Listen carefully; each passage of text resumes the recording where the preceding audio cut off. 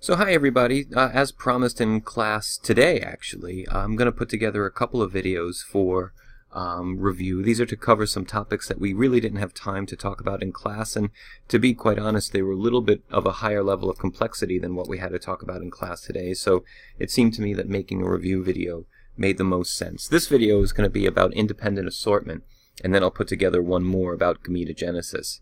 So independent assortment is the idea that in meiosis, it is random which chromosomes go to which cells that will eventually become gametes. And when I say it's random, that's actually not entirely correct. It's random insofar as which chromosome of each homologous pair goes to which cell. Let me show you what I mean. So here's a diagram representing independent assortment, and in this cell we're really only dealing with 4 chromosomes, much like I drew in class today.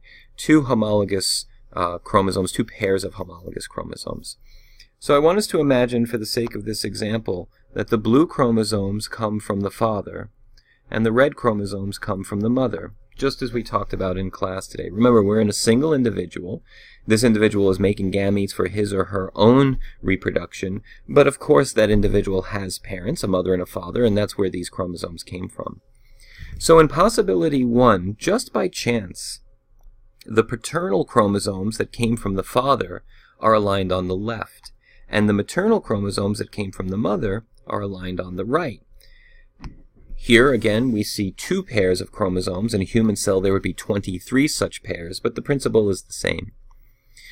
When this cell undergoes anaphase 1, that is to say, when these homologous chromosomes are separated from one another, we get 2 different types of cells at the end of meiosis 1. We get one cell type that contains nothing but paternal chromosomes, and we get another cell type that contains nothing but maternal chromosomes. Again, just by random chance.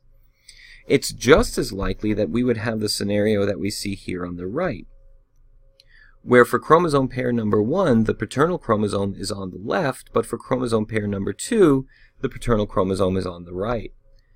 And in that case, the maternal chromosome is on the right for number 1, and it's on the left for number 2. Because of how these chromosomes have aligned at the metaphasic plate here in this cell, we see that after metaphase 1 and anaphase 1, homologous chromosomes are separated, but they're separated in such a way so that the paternal chromosome number 1 is in a cell with the maternal number 2, and the maternal chromosome number 1 is in a cell with the paternal number 2. Again, just as likely as the first scenario, because how these homologous chromosomes line up side by side is completely random. If we go back to the first case and proceed through meiosis 2, sister chromatids will be separated to opposite sides of the cell, and here we see that we get 4 different gametes. In gamete number 1 and number 2, we see that there's nothing but paternal chromosomes. There's a paternal chromosome number 1 and a paternal chromosome number 2 in each of these 2 gametes. For gamete number 3 and number 4, we see that it contains nothing but maternal chromosomes, maternal chromosome number 1 and 2 in each of these cells. That's because of how these chromosomes aligned all the way in the beginning of metaphase 1. Because homologous chromosomes were separated independently, because they assorted at the metaphasic plate independently, we get these different types of gametes. For the cell that we considered in the second example, we see that as this cell goes through metaphase 2 and anaphase 2, once again, sister chromatids will be separated, pulled to opposite sides of the cell, but because of how these chromosomes aligned initially here at the very beginning of meiosis, and how those homologous chromosomes were first separated, we result in 4 gametes that each contain a single maternal and paternal chromosome. It's a paternal chromosome number 1 and a maternal number 2 here, the same for gamete number 2. Here the maternal chromosome is number 1 and the paternal is number 2, and the same for here.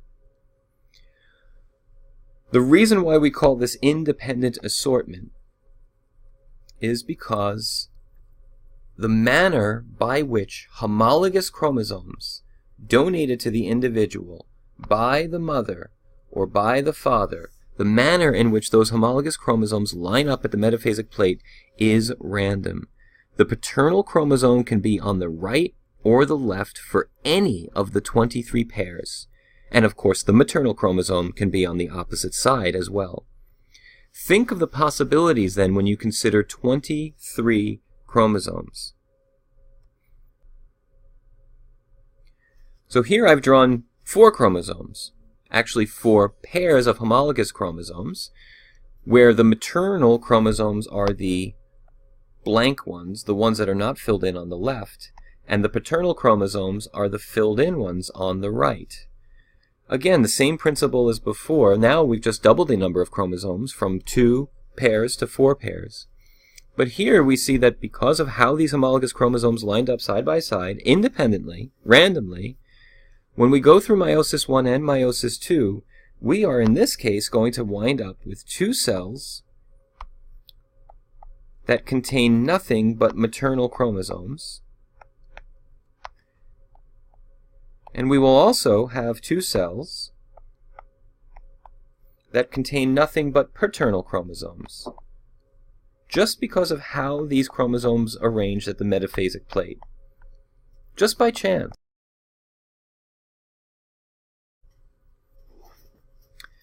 But now let's consider a different alignment of homologous chromosomes in metaphase 1. Rather than all of the maternal chromosomes being on the left and all of the paternal on the right, we see that they alternate. Again, it's random how these chromosomes pair up when they're homologous. If you think forward to meiosis 1 and then meiosis 2, you can probably see that we're going to get 2 different types of gametes here.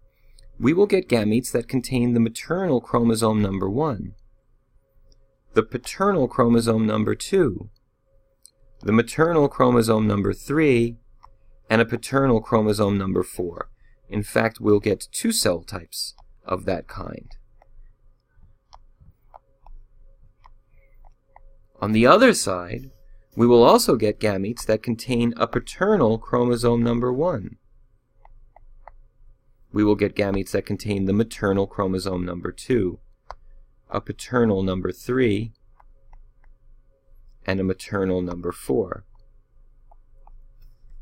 We can get every possible combination of maternal and paternal chromosomes because of independent assortment, and that, in addition to crossing over, yields an enormous amount of genetic diversity. In fact, the textbook says, and I quote it in the lecture, that independent assortment shuffles chromosomes relative to the genome, and crossing over shuffles genes relative to the chromosomes. If we dissect that, what we're really saying is that each of us, you and I, have a set of chromosomes, 23 from our mother and 23 from our father. They came as a package, 23 from our mother and 23 from our father, and we inherited them in our first cell. We can then shuffle those maternal and paternal chromosomes due to independent assortment and create gametes that have a wide array of different versions of those chromosomes because of how the homologous pairs align during metaphase 1. Crossing over then allows those chromosomes to also exchange pieces with one another so that we can shuffle the genes along those chromosomes, making them also a combination of paternal and maternal chromosomes. So to backtrack, what we're really trying to say is that we always have the possibility of aligning each member of the homologous pair in any way at the metaphasic plate in metaphase 1. When those homologous chromosomes are separated in anaphase 1, we then lock into place that chromosomal combination of which maternal and which paternal chromosomes will be mixed in a gamete. All that we do in metaphase 2 and anaphase 2 is separate identical sister chromatids, creating 2 copies of the same gamete and a complementary 2 copies of the other gamete type. So how these chromosomes align here in the initial stages of metaphase 1 dictates the gametes that will be possible due to independent assortment.